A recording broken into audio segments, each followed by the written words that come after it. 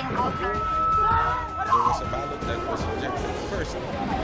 Live mula sa GMA Network Center, ito ang 24 Oras. Magandang gabi po, Luzon, Visayas at Mindanao. Dumausdos at bumangga sa 3 ibang sasakyan ang isang tanker truck sa Atimonan, Quezon bago tuluyang nagliyab. Nalapnos ang 3 estudyanteng sakay ng mga nabangga nitong tricycle. Gayun din, ang 2 iba pa. Dead on the spot naman ang driver ng truck. Nakatutok doon live si JP Soriano. JP! At Emil, Vicky, narito tayo ngayon sa Doña Marta Hospital sa Atimonan kung saan po ginagamot ang 3 estudyante at 2 tricycle driver na biktima matapos nga magliyab ang isang tanker truck dito sa Atimonan kaninang umaga.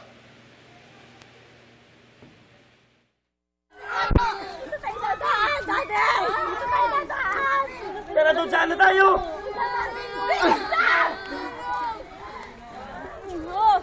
Hoy, si Lola Puroy! Pasado alas 6:30 ng umaga nang magliyab sa bahagi ng Maharlika Highway na nasa Barangay Malinaw, Ilaya sa Atimonan, Quezon, ang isang tanker truck. Nag-iyakan ang mga estudyanteng matapos mahagip ng tanker ang sinakyan nilang tricycle. Ayon sa Atimonan Police, nagtamo ng 3rd-degree burns ang 3 estudyante at ang nagmamaneho ng tricycle. Gayon din ang driver ng isa pang tricycle na nabugahan ng apoy. Biglang pumutok eh. Sabi ko walang preno eh. Hoy! Tabi na kayo dyan! May apoy na po yung galing doon, may apoy na siya, tapos dito lumakas na po yung apoy nung... Kaya po yung kung sakay ng tricycle, may mga susunog. Inabot po ng apoy. Ayon sa Atimonan Police at sa mga saksing nakausap ng GMA Integrated News, galing sa palusong na bahagi ng Maharlika Highway ang tanker nang mawalan ito ng preno. Nawalan ito ng kontrol at bumangga pa sa isang trailer truck na naroon dahil sa isang naunang insidente. Sa lakas ng impact, tumagilid ang tanker at dumausdos sa highway, kaya bahagyang nahagip ang 2 tricycle na nasa harapan nito. Kumiskis po yung truck na pinagmulan po, nag-spark po yung pagkakakiskis niya ng truck doon sa simento at yun po yung dahilan ng pagsabog po ng pag-apoy at pagsabog po ng truck. At sa lakas po ng pagsabog, matapos nga pong dumausdos ang truck na yan ay agad pong lumipat at kumalat ang apoy sa kabilang bahagi ng kalsada dahilan para masunog ang tricycle na ito. Nadamay din po ang ilang kabahayan gaya po ng sari-sari store na ito, ang linya ng kuryente, pati na rin po ang mga puno at pati ang isang motorsiklo nasunog din, pero higit po sa lahat nagdulot po ito ng panic sa mga nakatira dito kaya agad din po silang nagtakbuhan. Ayon sa mga saksi, malapugon sa init ang apoy na halos dumila na at sumunog sa bahay nila. Ang apoy hanggang doon. Tapos ay nung kalakasan na, may sumabog na. Namatay on the spot ang kaisa-isang sakay ng tanker. Yung driver po ng tanker ay hindi na po siya nakalabas ng buhay, pinawian na po siya ng buhay. Habang ang 5 sugatan ay agad isinugod sa isang ospital dito sa Atimonan dahil sa 3rd-degree burns. Pero anumang oras ngayong araw ay ililipat sa East Avenue Medical Center sa Quezon City ang 3 estudyanteng edad 11 hanggang 13 dahil sa tindi ng tinamong paso. Kwento ng tricycle driver sa GMA Integrated News. Tingin ko po sa likod ko ay may apoy na. Binangga ko na po yung tricycle ko sa gutter. Tapos po, tumakbo na po ako sa bundok. Sinama ko po yung mga bata. Doon sa may-ari po ng sasakyan na na-aksidente. Mag-participate naman po kayo. Wala naman po kami kakayanan para magpagamot po sa ganitong sitwasyon. Saka po sa may mabuting kalooban po, nanawagan din po kami. Pansamantalang isinara sa publiko ang bahagi ng highway kanina habang inaapula ang apoy pero binuksan din kalaunan. Ayon sa Atimonan Police, ikatlong pagkakataon na itong may nawala ng preno sa palusong na kalsada sa nakalipas na 3 buwan. Posibleng napupuwersa umano ang preno ng mga truck kaya uminit at posibleng hindi kumapit ang preno. Ay mag-ingat po pagdating po dyan sa may bandang Salulo. Magdahan-dahan po, kung sakali mawala ng preno ay dahan-dahan din pong itabi doon sa ligtas na lugar po. Kasi kung mabilis po ang inyong takbo dyan sa palusong na yan, ay sigurado pong marami pong madadamay na mga inosenteng sibilyan. Naku, yung paalala po yan ay napakahalaga, lalo na po ngayon ay umuulan na naman dito sa malaking bahagi ng Atimonan, Quezon, at kanina lamang ay nailialis na po, nailipat na ang 3 estudyanteng biktima ng sunog para ilipat na papuntang Quezon City. At yan muna ang latest. Balik muna sa iyo, Emil. Maraming salamat, JP Soriano. Nauwi sa pananakit ang pagbangga ng isang pick-up truck sa isang bus sa Silang Cavite. Ang nahulikam na tagpo sa pagtutok ni June Veneracion. Tinuhod sa muka at pinagtutulak ng isang lalaki ang 52 anyos na bus driver sa gitna ng kalsada sa Silang Cavite. Ang 33 anyos na lalaki hindi maawat ng kanyang asawa. Batay sa investigasyon ng PNP, minamaneho ng babae ang pickup truck sakay ang kanyang asawa nang mabangga niya sa likuran ang bus noong Sabado ng gabi. Numasagi po nung driver na babae, nasagi niya yung bus at nung tumabi yung bus, bumaba po yung driver at minura niya at nag-react po yung kanyang asawa. Kaya po nag-init ang kanyang ulo po. Kinabukasan, nagkaareglo ang dalawang panig. Pumayag ang driver ng bus na hindi na magsasampa ng reklamong kriminal. May kasunduan po sila na yung kanyang medical treatment at yung kanyang moral damages amounting to 40,000 po ay babayaran. Kasama rin po yung pagpapirepair nung nasira doon sa bus na aabot po ng 18,000. Nakipag-ugnayan ng PNP sa Land Transportation Office o LTO kung anong administrative sanction ang maaaring ipataw sa driver ng pickup. Sinuspindi ng LTO ng 70 araw ang lisensya ng lalaking nambugbog na registered owner ng pickup truck. Pinapaharap din siya sa LTO para magpaliwanag kung bakit hindi siya dapat kasuhan ng reckless driving at kanselahin ang kanyang lisensya. Para sa GMA Integrated News, June Veneracion, nakatutok, 24 oras. Sa pagbaril naman nauwi ang paninita sa pagbibidyoke ng isang construction worker sa Dasmariñas, Cavite. Patay ang biktima habang nakatakas ang suspect na isang barangay captain. Nakatutok si Jonathan Andal. Sa gitna ng pakikipagtalo ng lalaking ito, biglang binaril ng isang lalaking nakaitim. Ang mismong kumukuha noon ng video. Nangyari ito sa Barangay Sampaloc 1 sa Dasmariñas, Cavite, Biyernes ng gabi. Tinukoy ng Dasmariñas Police ang suspect na si Jeffrey Frani, chairman ng Barangay San Jose sa lungsod. Ayon sa pulisya, nakikipag-inuman at nagvivideoke noon ang suspect. Sinita raw sila ng biktima na nakikipag-inuman din daw noon. Kinumpronta ng grupo ni Frani ang biktima na kalaunay nauwi sa pamamaril ng suspect. Dead on arrival sa ospital ang biktima na nabaril sa dibdib. Pagkatapos ng insidente, nahulikam pa ang pagtakas ng suspect. Pinaghahanap siya ng pulisya at sinampahan na ng kaso ngayong araw. Hustisya ang hiling ng naulilang asawa ng biktima. Kung mayroon po silang di napagkaunawa ng gabi na yun, wala siyang karapatan para patayin niya po ang asawa ko. Dahil yung asawa ko po, naghahabol ng buhay po yan. Nag-construction. Yung panawagan ko po sa inyo, kung sino man po kayo, alam niyo naman po kung ano yung batas. Sumuko na po kayo, harapin niyo po ito. Para sa GMA Integrated News, Jonathan Andal, nakatutok, 24 oras.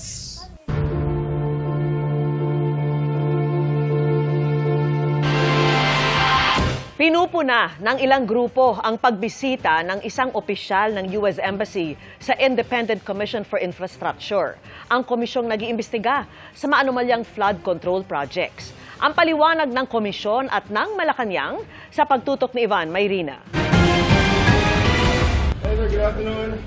Nang bumisita sa Independent Commission for Infrastructure o ICI noong Biyernes si Michael Kelleher, Deputy Chief of Mission ng US Embassy. Sinalubong siya ng chairperson ng komisyon na si retired Justice Andres Reyes at ng miyembro nitong si dating Public Works Secretary Rogelio Singson. Gusto nilang malaman anong ginagawa.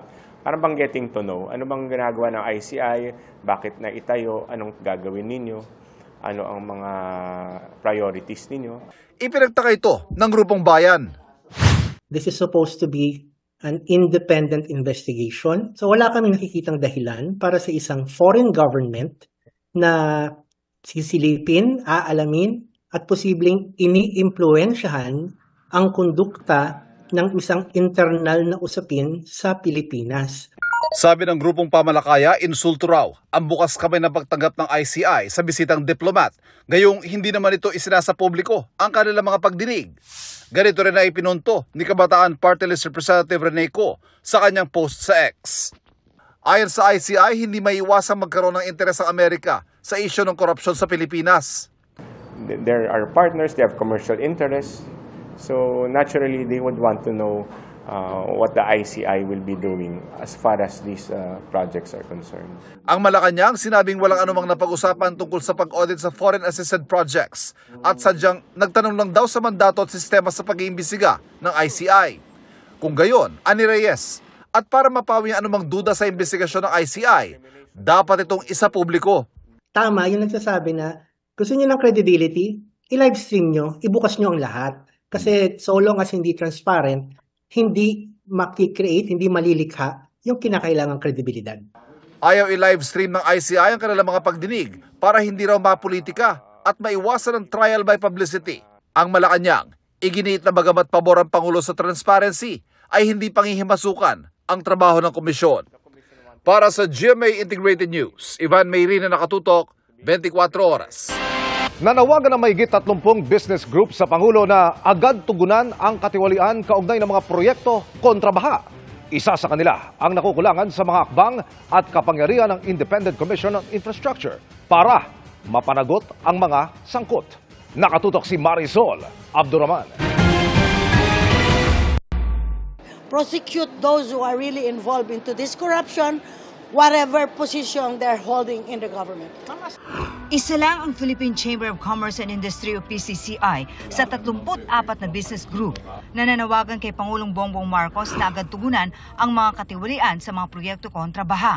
Pagdidiin ng mga business group, nag-ambag sila ng buwis na kaba ng bayan, pero trilyong piso nila ang nasayang lang sa mga ghost, substandard at overpriced na mga proyekto. Dagdag pa ng PCCI. We need more. And we need decisive actions and decisions. We don't want cover-ups. At bagaman kinikilala nila ang pagbubulgar ng Pangulo sa katiwalian, nakukulangan ang mga grupo. The way it is being investigated and being handled is not yet enough to prosecute. We want really those responsible to be punished and to be identified. Hindi na raw bagong issue ng korupsyon sa bansa ayon sa PCCI, pero hindi raw nila sukat akalain na ganito na ito katindi ngayon. We didn't know that a lot of people are involved. We don't even know the others, but it was really very surprising to us that the corruption just for flood control alone is this magnitude. Kabilang sa pinuna ng PCCI ang kawalan ng pangilang Independent Commission for Infrastructure o ICI na persahin ang pagpapatawag ng mga iniimbestigahan. Give a legal authority to ICI to really prosecute or to really find those that are really guilty. Bukas naman ang palasyo sa mga mungkahi kung ikakaayos ng investigasyon. Mas maganda po talaga na magkaroon ng mas ngipin, pangil ang ICI. Pero sa ngayon po, nakikita naman po natin na maganda ang itinatakbo ng ICI. Pag nagpatawag po sila, sila naman po ay tumutugon. Sabi ng ICI, malaking bagay sana na meron silang contempt powers, pero meron namang remedyo. We can always go to the courts and file the indirect contempt. But another process pa yan. Gumawa ng batas to strengthen further the ICI. Para sa GMA Integrated News, Marisol Abduraman, nakatuto 24 oras. 7 ang naiulat na nasawi habang mahigit 100,000 individual ang naapektuhan sa pananalasa ng Bagyong Ramil. Bagamat nasa labas na ito ng Philippine Area of Responsibility, nag-iwan ito ng matinding pagbaha at pagguho ng lupa sa ilang probinsya. Nakatutok si Tina Pangliban Perez.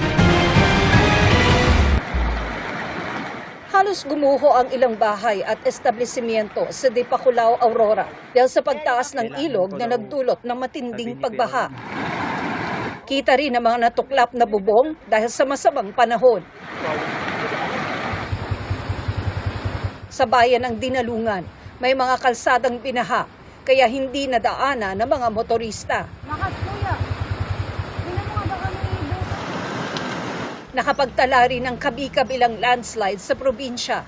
May mga nabuwal ding puno na humambalang sa kalsada. Ganito naman kalawak ang rumagasang baha sa bayan ng Maria Aurora dahil sa halos walang tigil na buhos ng ulan. Sa Isabela, 7 overflow bridge ang hindi madaanan dahil sa pag-apaw ng mga ilog. May mga paghuhurin sa Quirino kung saan nabalot ng makapal na putik at punong kahoy ang ilang kalsada. Luzon man ang tinumbok ng Bagyong Ramil, ramdam din ang epekto nito sa Visayas. Gaya sa Calbayog sa Samar, kung saan rumagasa ang baha dahil sa malakas na ulan. Isa rin sa pinakanapuruhan ng mga pag-ulang dala ng Bagyong Ramil ang lalawigan ng Capiz. At dahil sa matinding pagbahang naranasan nitong weekend, isa na ilalim na sa state of calamity ang Rojas City. Sa pinakahuling datos ng NDRRMC, 7 na ang naitalang nasawi at 2 pa ang napaulat na nawawala dahil sa pananalasa ng Bagyong Ramil. Pero ang mga ito umano ay for validation pa. Umabot naman sa mahigit 130,000 individual ang naapektuhan ng bagyo. Ang DSWD nakapaghatid na ng mahigit 5 milyong pisong halaga ng tulong sa mga apektado ng masamang panahon. Para sa GMA Integrated News, Tina Panganiban Perez, nakatutok 24 oras. Tuloy-tuloy po ang pagpapaabot natin ng tulong. Pupunta po ang GMA Kapuso Foundation sa Capiz para mamahagi ng tulong sa mga naapektuhan ng matinding baha dahil nga sa nagdaang Bagyong Ramil.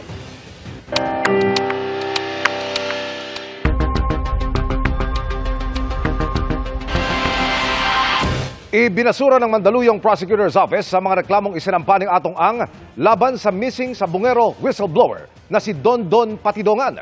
Ayon sa resolusyon ng opisina, walang sapat na ebidensya para isakdal sina Patidongan at kapwa-akusadong si Alan Bantiles para sa attempted robbery with intimidation of person, grave coercion, grave threats at slander. Naggain ng reklamo si Ang laban sa dalawa matapos siyang pangalanan bilang mastermind sa pagkawala ng mga sabungero. Tumanggi munang magbigay ng pakayag ang kampo ni Ang pero maghahain sila ng apela sa DOJ. Happy Monday, chikahan mga kapuso! Back with happy memories si Kapuso Primetime Queen Marian Rivera matapos ang kanyang work trip sa Vietnam at ngayong nasa bansa na. It's her turn to give back some love. Makichika kay Aubrey Carampel. Fresh from Vietnam, ever-glowing si Kapuso Primetime Queen Marian Rivera na dumalo sa isang event sa Pampanga nitong weekend. Hanggang ngayon, overwhelmed siyan sa mainit na pagtanggap sa kanya ng Vietnamese fans. Sabi ko lang, napaka-blessed ko para maka-experience ng ganito sa ibang bansa. 2013 nang huling bumisita si Marian sa Vietnam, nakilala ng Vietnamese fans dahil sa mga pinagbidahang mga Kapuso teleserye, kabilang ang Jezebel na ipinalabas doon. Yung mga tao doon sobrang sweet, sobrang bait. Alam mo, parang sabi ko, wow, homecoming ko ba ito? Isa si Marian sa mga napili ng Vietnamese bridal boutique para rumampa as star model for their latest collection. Ang Vietnamese brand din ang isinuot niyang dress nang mag-renew sila ng wedding vows ng mister na si Ding Dong Dantes on their 10th wedding anniversary. Napansin ito ng Vietnamese designer kaya inimbitahan si Marian.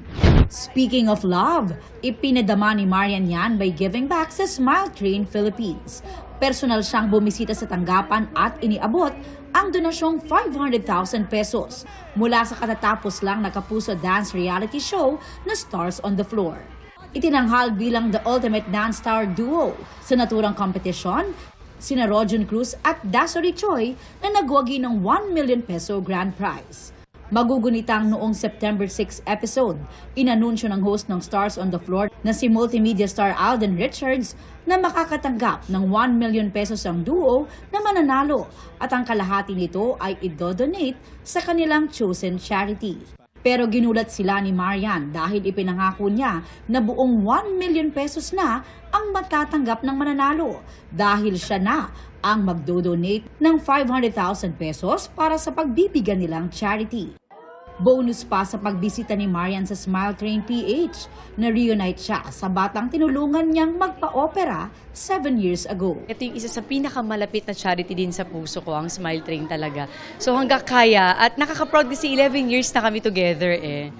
Aubrey Carampel, updated showbiz happenings. 2 sibilyan ang nasawi matapos madamay sa umunoy engkwentro sa Calamba, Laguna. Ayon sa pulisya, sinilbihan nila ng warrant of arrest ang suspect sa kasong homicide. Pero tinambangan umano sila ng mga kasamahan ng suspect. Doon na nila nagkaputukan kung saan nadamay ang 2 sibilyan, kabilang ang 4 na taong gulang na bata. Sugatan naman ng 2 pulis. Kalaunan ay naaresto rin ang suspect na miyembro umano ng gun for hire group. Inaalam pa kung sino sa 2 panig ang nakabaril sa mga biktima. Nananawagan ang ilang grupo sa ombudsman na imbestigahan ang paggamit sa milyong-milyong pisong confidential funds ni Vice President Sara Duterte. Tiniyak naman ng ombudsman na inuungkat na nila ito at nakatutok si Salima Refran. Hinimok ng Grupong Akbayan at Koalisyong Tindig Pilipinas ang Office of the Ombudsman na imbestigahan na ang kontrobersyal na paggamit ni Vice President Sara Duterte sa kanyang confidential at intelligence funds. Nananawagan po kami sa Ombudsman na seryosohin po yung mga kaso laban kay VP Sara Duterte, imbestigahan yung articles of impeachment dahil hindi nga naganap yung inaasahan po nating trial sa Senado. Ilang miyembro ng Tindig Pilipinas ang nagsilbing citizen complainant sa isa sa mga impeachment complaint noon laban sa bise sa Kamara. Hindi na dininig ng Senado ang nakarating sa kanilang articles of impeachment dahil sa puna ng Korte Suprema na nilabag nito ang utos ng konstitusyon na isang impeachment complaint lang ang maaaring pagulungin laban sa isang tao sa loob ng 1 taon. Sa Pebrero pa maaaring sampahan ng impeachment complaint ang bise. Base sa decision ng Supreme Court, ang sinabi naman nila, hindi naman mali yung laman ng impeachment complaint, mali lang daw yung pamamaraan kung paano ito naiakyat. Ayon kay Ombudsman Jesus Crispin Remulla, maaari nilang magamit ang mga nabanggit sa impeachment complaint. We can use that information. It's a guide for us to evaluate issues properly. Babalitaan namin kayo kung ano naging aksyon ng aking opisina. Tungkol dito, malamang naman yan, fact-finding yan eh. Hunyo nang irekomenda ng House Committee on Good Government and Public Accountability sa Office of the Ombudsman na sampahan din ng reklamong kriminal, sibil at administratibo ang bise. Base sa investigasyon ng komite, mahigit kalahating bilyon o 612 million pesos na confidential funds ang na-disburse sa pamumuno ni Duterte sa Office of the Vice President at Department of Education. Binubusisi na yan ng Office of the Ombudsman. Ang impeachable officer pwedeng maharap sa kaso, kaya lang wala sa poder, wala sa kapangyarihan ng ombudsman na alisin sila sa opisina. Impeachable officer yan eh. Kaya impeachment pa rin ang proseso kung nais natin silang mawala sa opisina. Patuloy na kinukuha ng GMA Integrated News ang panig ni VP Sara Duterte. Para sa GMA Integrated News, Salima Refran, nakatutok 24 oras. Mga kapuso, wala ng bagyo sa loob ng Philippine Area of Responsibility at patuloy na rin ang paglayo sa bansa ng dating bagyong Ramil. Tinatawag na yan ngayon sa international name na Fengshen at huling namataan 605 kilometers kanluran ng Lawag City, Ilocos Norte. Wala na itong epekto sa anumang bahagi ng bansa. Nagbabalik din ang easterlies o yung mainit na hangin galing sa karagatang Pasifiko. Kumpara nitong mga nakalipas na araw, maalinsangang panahon ang iiral sa bansa pero posible pa rin ang mga pag-ulan o thunderstorms. Base sa datos ng Metro Weather, maaliwalas ang panahon sa malaking bahagi ng bansa bukas ng umaga. Pero bandang hapon, unti-unting tataas ang tsansa ng ulan sa Ilocos Region, ilang bahagi ng Cagayan Valley at Central Luzon. Posibleng may kalat-kalat na ulan din sa Calabarzon, Mimaropa at Bicol Region. Sa Metro Manila, may tsansa pa rin ng ulan sa hapon o gabi dahil sa localized thunderstorms. Posible ring ulanin ang malaking bahagi ng Visayas at Mindanao bukas ng hapon. May heavy to intense rain sa maraming probinsya kaya maging alerto pa rin sa banta ng baha o landslide. Sa ngayon, wala namang bagong sama ng panahon na namamataan ng pag-asa pero patuloy ang pagmomonitor sa mga cloud cluster o yung kumpol ng mga ulap sa labas ng PAR. 2 linggo pa bago ang undas pero nagsimula na ang ilan sa paglilinis sa mga sementeryo. Ikinakasana rin ng iba't ibang ahensya ng gobyerno ang paghahanda para naman sa inaasahang dagsa ng tao. At nakatutok si Chino Gaston. Nagsagawa ng inspeksyon sa mga bus terminal sa Pasay at Parañaque kaninang umaga ang Department of Transportation o DOTR. Isa sa mga unang pinuntahan ang bakanteng loteng ito sa Pasay City na Hulyo pa ipinasara ni nooy DOTR Secretary Vince Dizon dahil ginamit umanong illegal terminal ng bus. Nakita rito ang dalawang bus na parabang nakaparada lang. Pero nang lapitan ni DOTR Acting Secretary Giovanni Lopez na lamang ginagamit na muli ito bilang terminal ng bus pa probinsya. Bumabiyahe ba kayo dito? Ito pag ginagamit nyo pa ito sa terminal? Pansamantala lang. So ginagamit nyo to? Iniutos ni Lopez na i-impound ang dalawang bus at paimbestigahan sa LTFRB ang nasabing bus company. Akala namin normal na terminal po siya. Kasi matagal na kami pabalik-balik almost 12 years na po kami pabalik-balik. Ang mga pasaherong nakabili na ng tiket, inilipat na lang ng DOTR sa ibang bus company na may biyahe din sa ruta ng pinai-impound ng mga bus. Sunod na pinuntahan ng DOTR ang PITX bus terminal sa Parañaque kung saan napuna ang mahinang aircon. Nakiusap ang DOTR sa PITX na lagyan ng LTFRB office sa mismong terminal para mabilis makatugon sa anumang problema o reklamo ng mga pasahero. Ayon sa pamumunuan ng PITX, 2.1 milyon na pasahero ang inaasang daraan sa kanilang terminal mula October 23 hanggang October 31. Kaya ngayon pa lang, nakikipag-ugnayan na sila sa mga otoridad para pangasiwaan ng traffic ng bus palabas at papasok ng terminal. Nakikipag-coordinate tayo ng mabuti sa DOTR, sa LTO, sa LTFRB upang maging seamless yung paglabas nila dito sa terminal. Ang kailangan lang dyan, on time yung mga buses natin. Ang nagiging issue lang dyan minsan siguro yung mga turnaround time, no? Especially during the holiday seasons kasi medyo lumalaki yung traffic going in and out of Metro Manila. Ang MMDA naghahanda na rin at may inilatag ng traffic management plan para sa EDSA at sa palibot ng mga transport terminals gaya ng mga paliparan at pier. Bukod sa roadworthiness inspection sa mga bus, tinututukan din ang kondisyon ng mga driver. We'll have yung usual inspection natin sa mga bus stations to ensure na yung ating mga drivers, yung drug testing natin. Ang San Juan City ngayon pa lang ay pinaghahandaan na ang inaasang pagdagsa ng mga tao sa sementeryo ngayong Undas.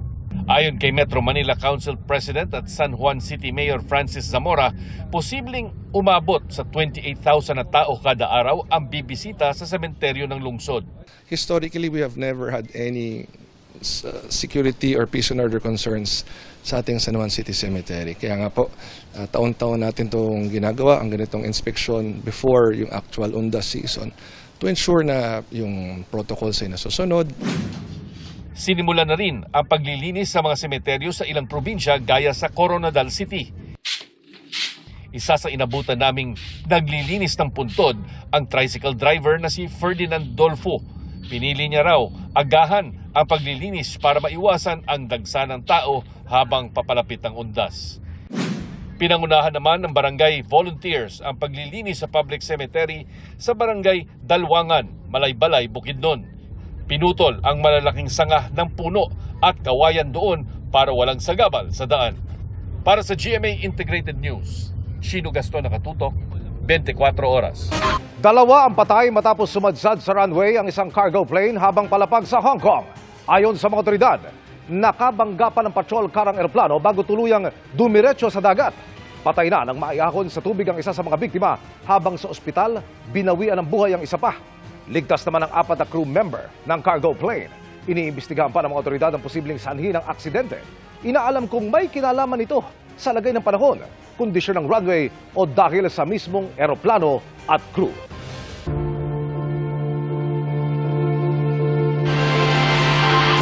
Maaari pang mangalahati ang 2026 budget ng DPWH kahit pa kinatay na yan ng Kamara sa kanilang bersyon. Dahil yan sa mga munoy red flag sa budget, ayon sa chairman ng Senate Finance Committee. Nakatutok si Ian Cruz. Mula sa 881 billion pesos na hinihingi nito, nasa mahigit 600 billion pesos na lang ang ipinapanukalang 2026 budget para sa DPWH na ipinasa ng Kamara. Tinapyas na ang budget para sa locally funded na flood control projects. matapos pumutok ang iskandalo ng ghost at substandard projects. Pero ayon sa chairman ng Senate Finance Committee, maaari pang mangalahati ang budget ng DPWH dahil sa 4 na red flags na natuklasan nila. Una, ang mahigit 4,000 road projects na walang eksaktong lokasyon. Pangalawa, ang 40 duplicated projects tulad ng multipurpose building na may pondo na sa pagpapagawa pero may pondo rin sa rehabilitasyon sa isang taon. Pangatlo, ang mahigit 40 proyektong hinati sa multiple phases at halos 1,000 pinondohan noong 2025 na gusto ring papondohan sa 2026. Reappearing projects, 946 projects worth 14 billion. Itong red flag 1 to 4, aabot ho yan ng 271 billion pesos. Hindi natin alam, no?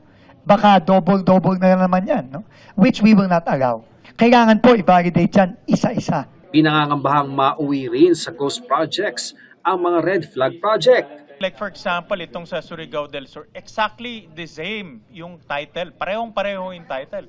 So hindi natin alam kung ito ba ay continuation or tapos na.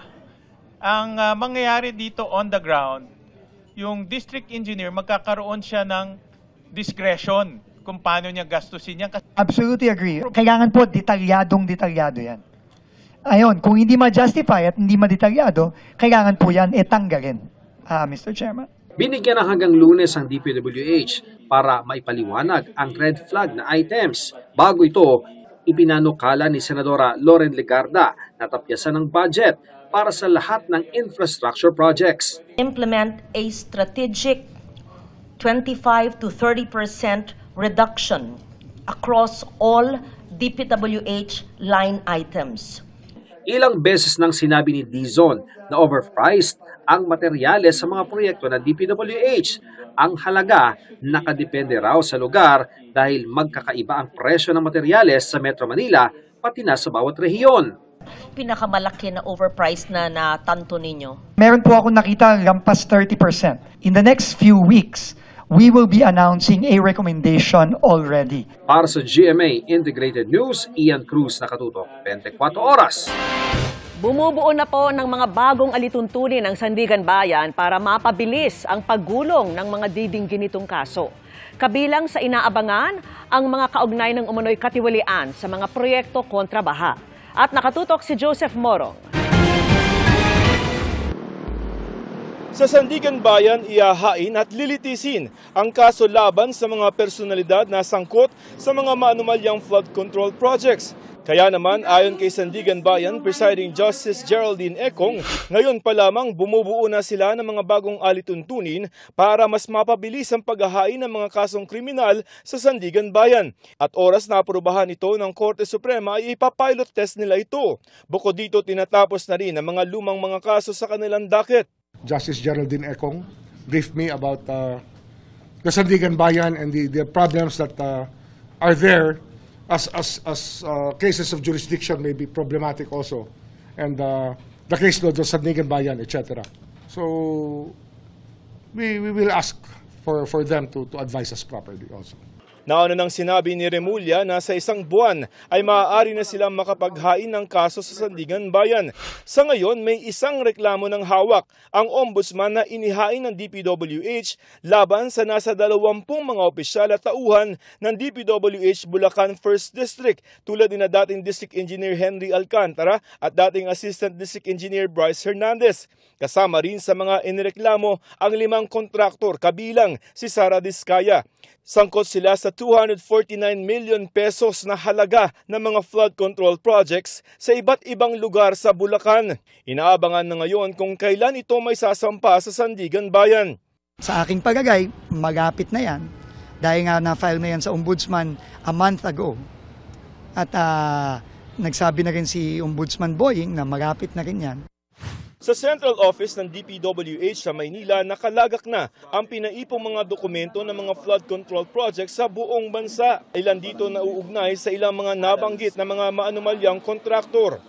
May lampas 400 na mga suspected ghost flood control projects ang naisumite na ng DPWH dito sa ICI. At ayon sa ICI, posible silang makapagrekomenda ng 15 hanggang 20 posibleng reklamo sa Ombudsman. Ngayong linggo naman, inaasahang mag-ahain sa Ombudsman ng ikalawang referral o rekomendasyon ng mga pwedeng kasuhan ng ICI. Samantala, magpapadala ulit ng isa pang sabpina ang ICI kay dating Representative Saldico.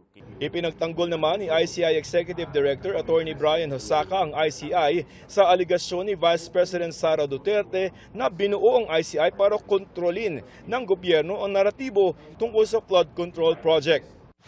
Ang commission nga kasi, as I said, will go where the evidence takes us, no?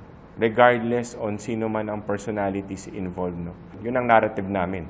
Hanapin kung sino mga may sala, paparusahan sila, kunin yung mga ninakaw na pera at ibalik sa tao. Para sa GMA Integrated News, Joseph Morong, nakatutok 24 oras. Itinalaga bilang kapalit ng nagbitiw na si DPWH Undersecretary Ari Perez si Bureau of Design Director Lara Esquibil. Si Esquibil ang magsisilbing OIC Undersecretary for Convergence and Technical Services ng DPWH. Nagbitiw si Perez, bunsod ng aligasyong may kaduda-duda umano siyang record sa bidding at procurement. Pero ayon kay DPWH Secretary Vince Dizon, kailangan pang aprubahan ng Pangulo ang pagtatalaga kay Esquibil. Muling nire-require sa Quezon Province at sa isang kolehiyo sa Camarines Norte ang pagsusuot ng face mask bilang pag-iingat sa kumakalat na malatrang kasong sakit. At nakatutok si Mark Salazar. Nagsimula sa simpleng ubo at sipon ang sintomas ng 2-month-old baby ni Queenie. Pero nauwi ang komplikasyon ng sintomas sa severe pediatric community-acquired pneumonia. Both lungs niya is may plema na nakabara. And then, nag-required na yung pedya na i-admit siya that time. Kasi nga, ang kalaban po namin ay oras. Kasi madami daw po pwedeng mangyari kapag inuwi pa namin siya. Posible raw nahawa ang sanggol sa kanyang 3 taong gulang na kuya. Nagkaroon ng ubot sipon pero naagapan din naman namin siya agad nung nagsastart pa lang yung ubot sipon. So, syempre, dahil bata, so kahit anong saway namin na magtakip, mag-face mask, is tinatanggal din niya. So, minsan, nangyayari, tumatabi pa siya sa kapatid niya, di may iwasan, nauubuhan niya yung kapatid niya nang di naman niya sinasadya. Ang mga sanggol at elderly ang dapat pinag-iingatan tuwing panahon ng flu-like illnesses. Sa Quezon Province, kung saan may mga komunidad na mataas ang kaso ng mga malatrang kasong sakit, binuhay ang local executive order na nagre-require ng face mask sa mga siksikang lugar sa buong probinsya. Pinag-a-isolate ang mga may sintomas pero optional ang swab testing. Nagpatupad na rin ng no face mask, no entry policy ang Camarines Norte State College dahil sa mga naobserbahang hawaan ng ubot sipon. Ayon sa Department of Health, influenza A, rhinovirus at enterovirus ang karamihan sa mga kumakalat ngayon. Nasa 1% lang ng kaso ang COVID virus. Kung ikaw man daw ay nadadalas ding makakita ng inuubot, sinisipon o ikaw mismo ay may ubot sipon, yan ay dahil ngayon na may panahon talaga ng flu. Dahil nagtatransition tayo mula sa tag-ulan ng habagat, papunta tayo ng taglamig ng amihan. Pero ayon sa DOH, wala tayong flu outbreak. Ayon sa Department of Health, bumaba ng 39% ang kaso ng influenza-like illness sa 2 unang linggo ng Oktubre kumpara sa 2 huling linggo ng Setyembre. At kung ikukumpara ang bilang ng 2 unang linggo ng Oktubre sa parehong petsa noong isang taon, 25% ang ibinaba. Pero sabi nga ng DOH, tama naman at nasa puder ang kagaya ng Quezon Provincial Government na magpatupad ng sariling health protocol, may outbreak o wala. Maging ang publiko dapat daw ay masanay na sa health protocol. Gumagamit po ng mask at saka nagde-disinfect alcohol, lalo na pag maraming tao. Ano pong ginagawa niyo para hindi ho kayo mahawa ng mga virus, mga COVID na yan? Uminom po ng vitamins. Paalala rin ng DOH, magpa-flu vaccine at iwasan ng manigarilyo o vape. Para sa GMA Integrated News, Mark Salazar, nakatutok 24 oras.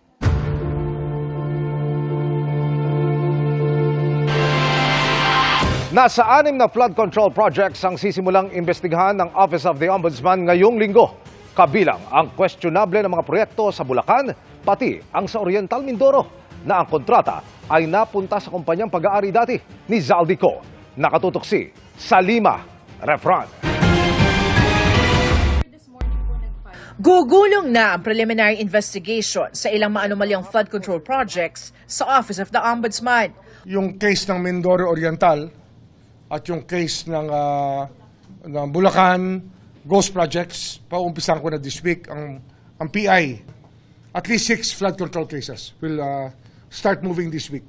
Una rito ang mga reklamong graft at malversation of public funds sa rekomendasyon ng Independent Commission on Infrastructure o ICI para sa 289 million peso flood control project sa Nauhan Oriental, Mindoro. Ang kontrata napunta sa SunWest Incorporated na dating pag-aari ni dating ako Bicol Party List Representative Zaldico na magiging respondent na sa mga reklamo. Ang ikalawang set naman ay para sa 5 reklamo ng graft, malversation through falsification at perjury na inihain ng Department of Justice at NBI para sa 5 ghost projects sa ilalim ng DPWH 1st Engineering District of Bulacan. Respondents dito sina dating District Engineer Henry Alcantara, dating Assistant District Engineers Bryce Hernandez at JP Mendoza, kontratistang si Sally Santos at iba pang tauhan ng DPWH. Nagbukas na rin ang motu proprio investigation ng Office of the Ombudsman sa mga proyekto ng misis ni COA Commissioner Mario Lipana na isang contractor. Bukod sa flood control projects, kasama sa mga sinisilip ang pagpapatayo ng Commission on Audit Building sa Quezon City. I had a meeting and I got a rundown of files about the activities of alleged activities of Commissioner Mario Lipana and his wife and their Olympus Mining Corporation that participated in government projects. Not only government projects in DPWH, supply of fire trucks and other government stuff. Nakausap na rin daw ni Ombudsman Remulla ang DPWH. Isang DPWH Undersecretary raw ang aalalay para sa mga kinakailangang mga dokumento para sa gumugulong pang mga investigasyon sa flood control projects. Samantala, hinihingi ni Remulla ang courtesy resignation ng 204 Office of the Ombudsman employees na inilagay raw sa pwesto nito lang Hulyo, panahong magre-retiro na ang dating ombudsman na si Samuel Martires. You don't want to be arriving in a place tapos lahat ng empty seats na ina-expect mo ng mga para sa mga kasama mo na-fill up down bigla. Hindi naman dapat ganoon, di ba? So marami kasing yung parang considered as para midnight appointees. So we have to work that policy. Para sa GMA Integrated News, Salima Refran, nakatutok 24 oras. May nakahandang posibleng kulungan ng mga masasakdal dahil sa umunoy katiwalian sa mga proyekto kontra baha. Silipin yan sa pagtutok ni Mariz Umali. Sa bagong renovate na Quezon City Jail na ito raw, posibleng dalhin ang mga masasakdal sa Sandigan Bayan kaugnay sa maanumalyang flood control project at sa itinatakbo raw na investigasyon. Posibleng sa loob ng 3 linggo ay mayroon ng makulong habang umuusad ang mga pagdinig. Kaya personal itong binisita ni DILG Secretary John Vic Remulla para ipakitang handa na ang pasilidad. In the end, sila ang arbiter kung saan ikukulong eh. Sila yan eh. But the conditions are that it is the facility closest to the hearing center. But Sandigan Bayan is mga 10 kilometro lang eh. Wala dito eh. So ito na ang pinakamalapit.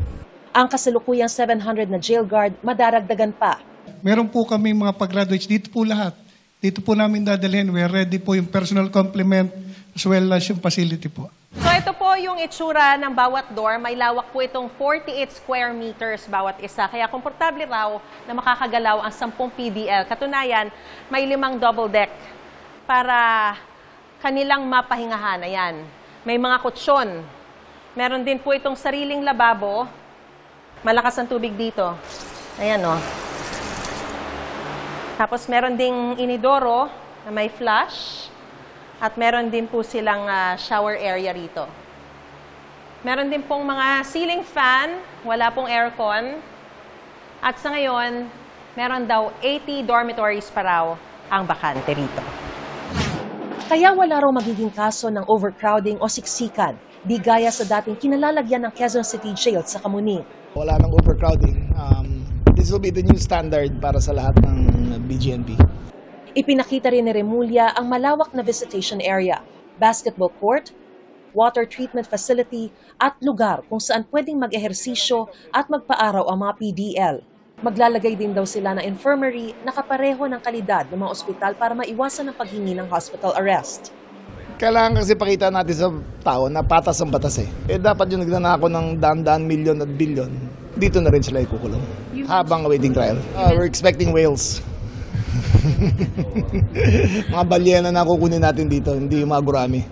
Bibili rin daw si Secretary Remulla ng mga body cam na ipasusuot sa lahat ng jail guard. Para sa GMA Integrated News, Mariz Umali Makatutok, 24 Oras.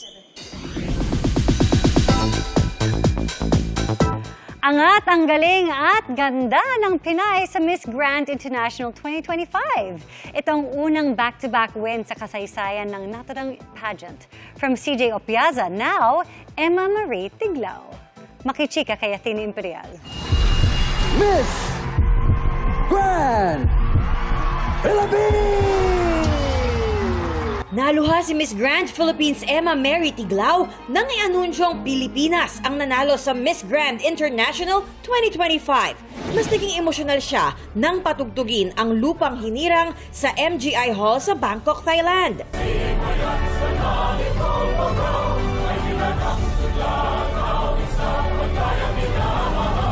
Sabi ng netizen sa pagkapanalo ni Emma, deserve dahil she ate, slayed, and left no crumbs. Introduction pa lang, umaapaw na sa confidence si Emma. Sa swimsuit round after the announcement of Top 22, nagpasiklab si Emma sa kanyang signature pasarela. Napawaw din niya ang audience sa evening gown competition. Rumampa siya in her fiery sexy gown created by Filipino designer Rian Fernandez. Binagayan pa niya yan ng sultry walk kaya naman umangat siya sa round na ito. Sa kanyang speech, tinalakay ni Emma ang korupsyon sa Pilipinas na sabi niya ay ugat umano ng pagkasawi ng kanyang mga kababayan tuwing may sakuna. As a journalist, my heart aches for my country drowned by corruption, for the lives lost to earthquakes and typhoons. Sa Q&A sa top 5 finalists, tinanong sila kung anong mga parusa ang tingin nilang magpapahinto sa iligal na operasyon ng online scammers. As someone who reports this kind of stories, I really want to use the power of balance, us people to be educated and aware, for us to not be scammed, and the help of the government to enhance their justice system, for the scammers to be behind bars, to be accountable. Because one day, I hope that we will live in a peaceful world where no one should deceive just to survive. Ito ang unang back-to-back win sa kasaysayan ng Miss Grand International from CJ Opiaza, now Emma Mary Tiglao. Athena Imperial updated sa Showbiz Happenings. Patay ang isang construction worker matapos gumuho ang bahagi ng ginagawa nilang gusali sa Bonifacio Global City sa Taguig. Sugatan naman ang tatlo niyang kasama. Mula po sa Taguig, nakatutok live si Rafi Tima. Rafi. Email patuloy ang sinasagawang investigasyon ng Taguig Police sa nangyaring aksidente dito sa BGC kung saan isang construction worker nga ang nasawi. Inoobserba naman ang tatlo pang mga manggagawa na sugatan dahil sa insidente. Kuha ang bidyong ito ilang minuto lang matapos mangyari ang aksidente pasado alas 11 kanina sa isang ginagawang gusali sa 34th Street sa Bonifacio Global City sa Taguig. Makikitang buhat-buhat ng mga kapwa manggagawa ang isang tila walang malay na lalaki. Makikita naman sa itaas na bahagi ng video ang tila nagtumbahang mga bakal. Ayon sa initial na report, nagkolaps ang itinatayong core wall sa ginagawang elevator shaft ng gusali. 4 na steel workers ang tinamaan. Ayon sa area manager ng construction company, agad namang naitakbo sa ospital ang kanilang mga naaksidenteng tauhan. Kakabit po ng bakal sila. So ilan yung patay dun sa 4? Paglabas po nila, mga buhay naman po lahat sila kanina. Sa kwan. So nandun po sa ospital po lahat sila. May isang kasagtinga daw po. Pero lahat sila buhay kanina pag-alis dito kasi Sa hospital na po siya. maaari po. Agad itinigil pansamantala ang construction sa gusali at pinalabas muna ang mga construction workers para bigyang daan ang isasagawang investigasyon. Titiyakin naman daw ng construction company na sasagutin nila ang gastusin para sa nasawing tauhan, maging ang 3 nananatili sa ospital. Okay naman po lahat. Base dun sa balita sa akin is nasa ospital nga po, under observation po sila. Okay naman daw lahat sila. Ayon sa Fort Bonifacio Police Substation 1, sa ngayon hindi pa nila masabi kung kailan may pagpapatuloy ang trabaho sa pinangyarihan ng aksidente. Kailangan daw kasi munang matiyak na ligtas na ipagpatuloy ang konstruksyon sa ginagawang gusali. Sa side po namin, nagkandak na kami ng investigation para kung ma-determine namin kung may criminal liability doon sa pinangyarihan ng insidente. And then, magkakandak pa rin ng third party, BGC. Sila magkakandak din sila ng investigation.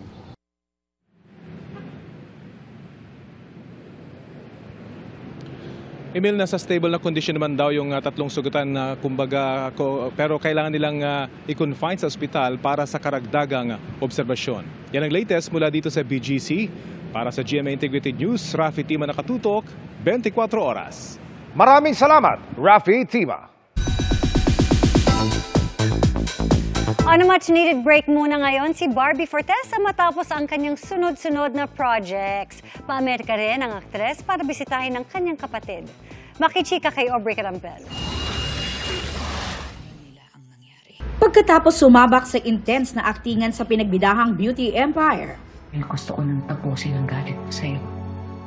Kahit alam kong kailanman hindi mo hihingan sa akin. Pahinga muna si Barbie Fortesa at ine-enjoy ang oras para sa sarili at mga mahal sa buhay. From Pilates session kasama si Bea Binene, movie and food trip with Kailin Alcantara, pati with Bianca Umali. Naki-jamming din kamakailan si Barbie sa concert ng bandang Cup of Joe.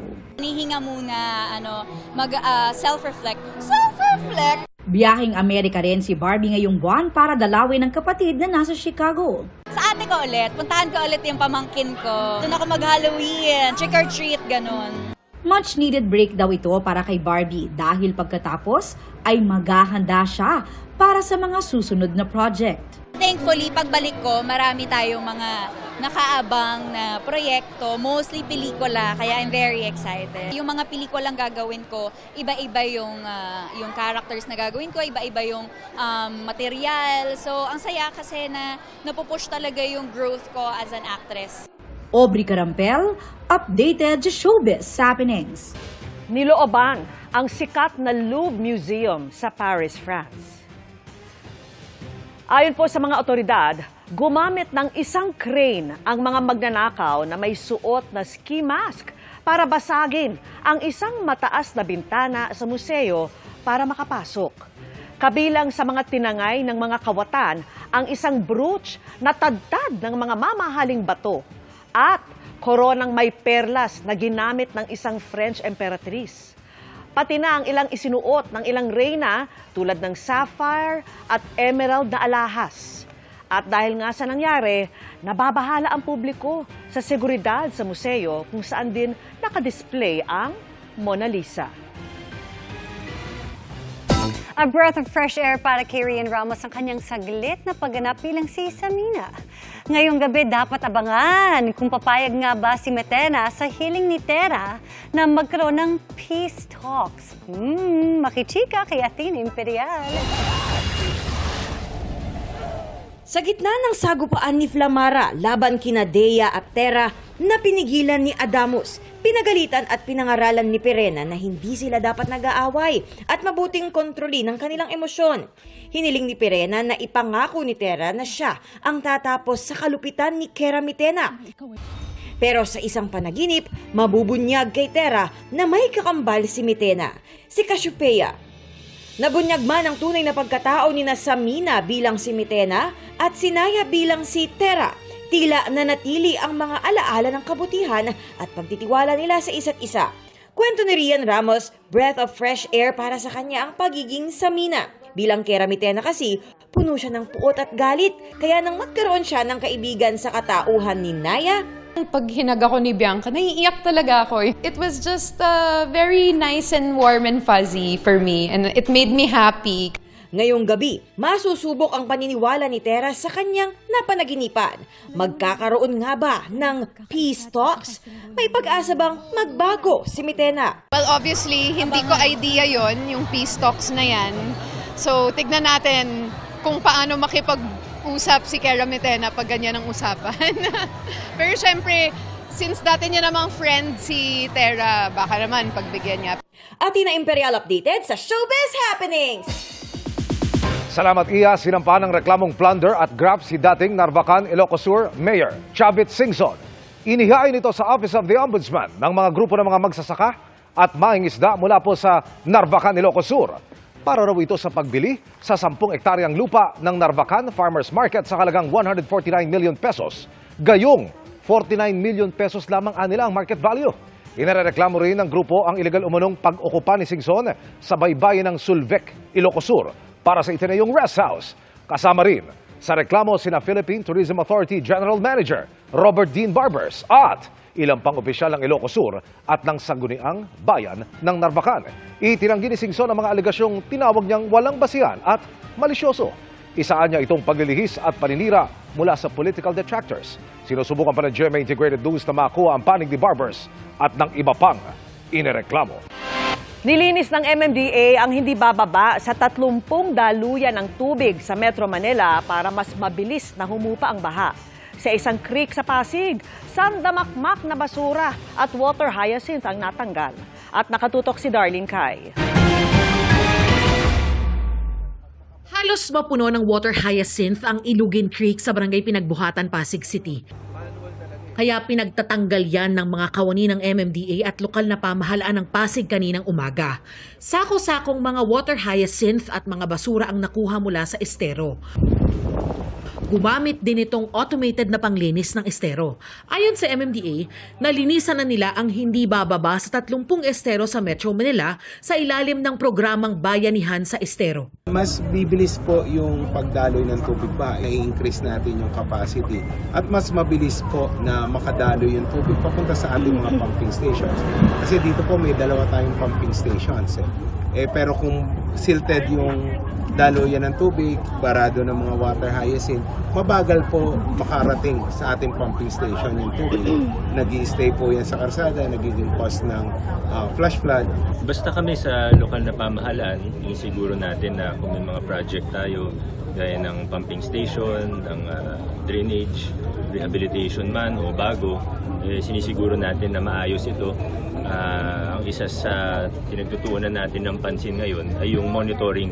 So nag-i-engage din tayo ng mga civil society groups, NGOs, volunteers, gaya ng mga College of Engineering para makatulong mag-monitor.